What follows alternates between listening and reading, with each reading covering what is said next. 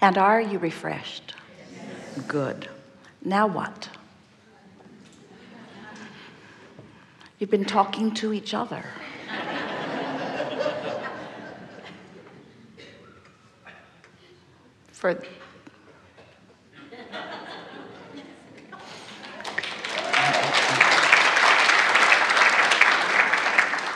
It's fun to watch them all leaning into the point.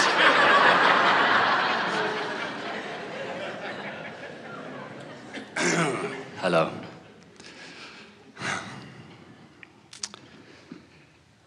I'm going to try my hardest here to not say a but.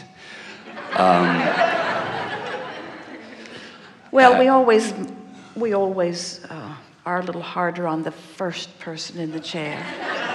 We just wanted to get a strong point across. We're a little too loud, don't you think? It's not that one, it's the other one.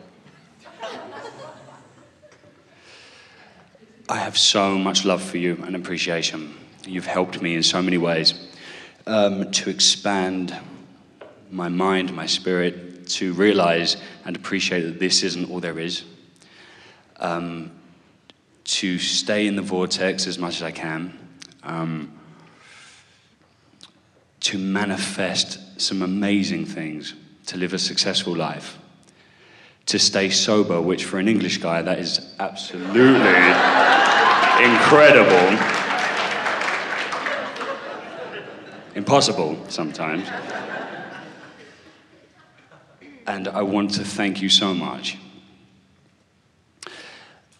I love the fact that you've helped me and taught me how to be in that vortex, to be a part of the source energy that I'm so aware of now. I also love being human. Love it. I love the physicality. I love the things I can manifest and appreciate, and I'm so happy that I'm human too. With being human,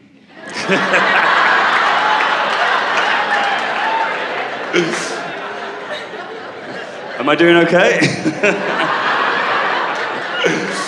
AKA but.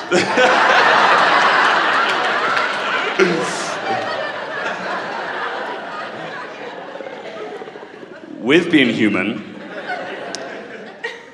for me, comes this fear sometimes that's crippling sometimes, and I'm eager, and I would love to learn from you how to take that fear and use it to my advantage.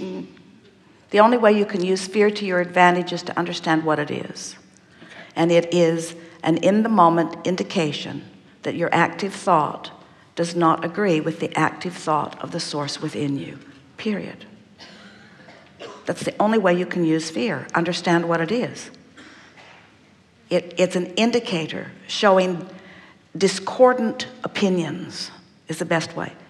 In other words, the source within you knows one thing, and in that moment, you're believing something else. And fear is what you feel when you're off. How do I catch it? Because sometimes it takes a hold of me, and before I know it, I'm in a spiral.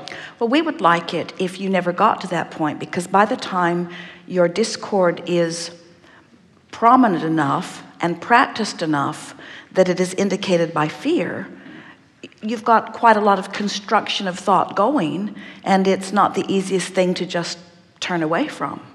So the key to being able to effectively deal with or eliminate fear is not to get there to begin with.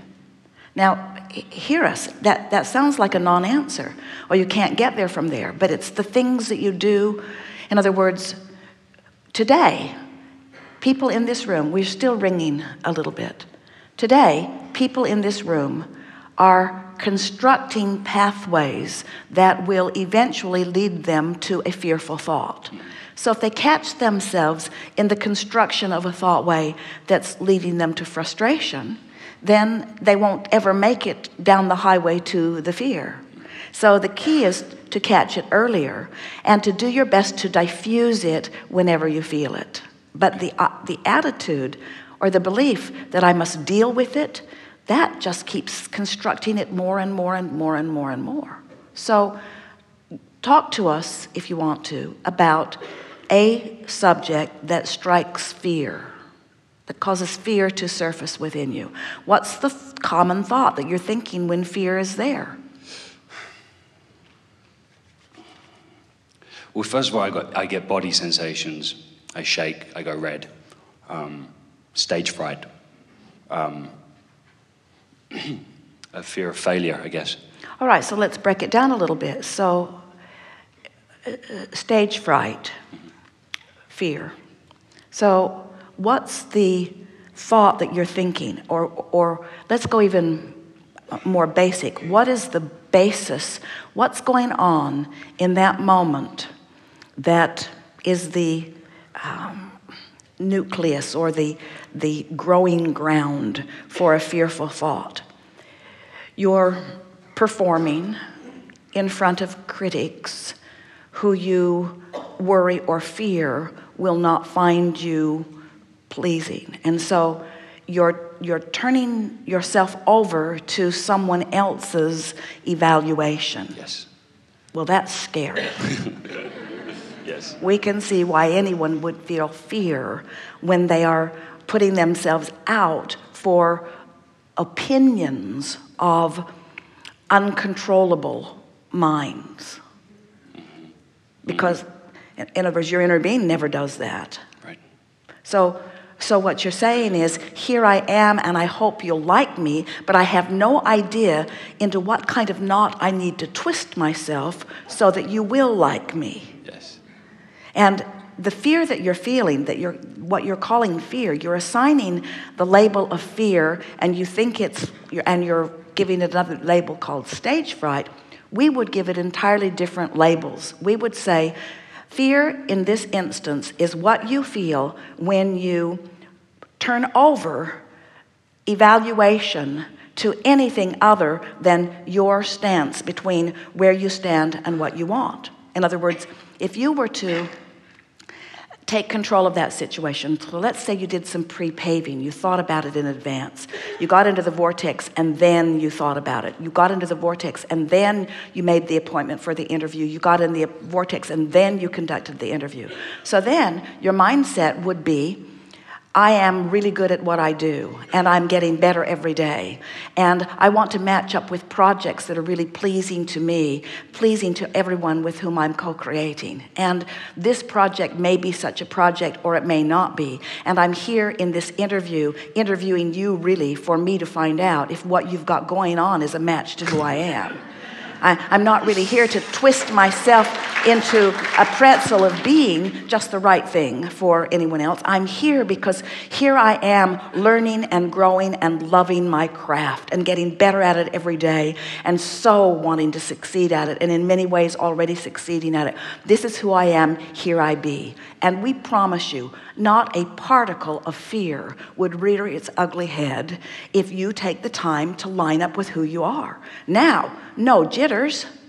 Jitters happen when someone is not connected with the resources of source. Flushing happens when someone's not in control of their physical apparatus because they're not connected to the resources of source, you see. So if we were expressing the words that you expressed, if we were sitting in your physical shoes, our story would have gone something like this. Abraham, I seem to have a problem when I don't take the time to line up with who I am, who I really am, and I'm out there on the raw and ragged edge. I don't seem to have all of the resources of source backing me up. Anything you could suggest? Yeah, get in the vortex first. You see.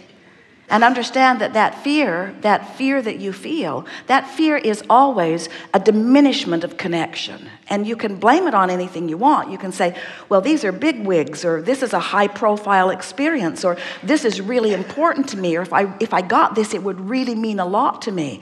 And we say lovingly, blah, blah, blah, blah, blah, blah, blah, because there's really only ever one thing to consider. Am I in alignment with who I am? So what you want to do, you want to begin reminding yourself of how far you've come and how much you know and how good you are at your craft. Plus, you got something else going that people at the very top often have going, but it's something that most of the people on their way don't learn as early as you've learned it, and that is how to tap into the resources of all that you are so that you give them the full functioning. In other words, the best part of what you're doing is what comes through you creatively. They can't hand you something and you learn it and memorize it and make your mark. In other words, what flows through you, that's the true creativity. And when you're in alignment and that's what you display, we promise you the very best interview that you will ever give is the one that you give from your place of alignment. And they will all be saying, don't know what I'm feeling here, but whatever it is, I want some more of that. Because when you present yourself in alignment with who you are, you present the unlimited potential that is you. The best that an interview or an opportunity to show your stuff in any moment in time with critics or judges watching you gives you, the best that gives you is just the best that you can offer with whatever lame thing they're putting in front of you. And often it is pretty darn lame. In other words, there's really very, very little of substance there for you to work with.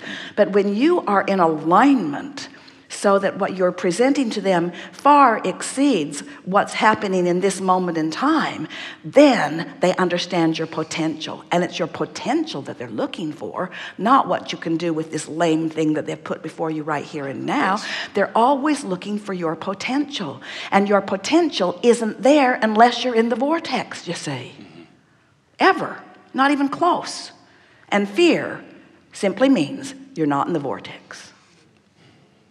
Thank you so much. Thank you.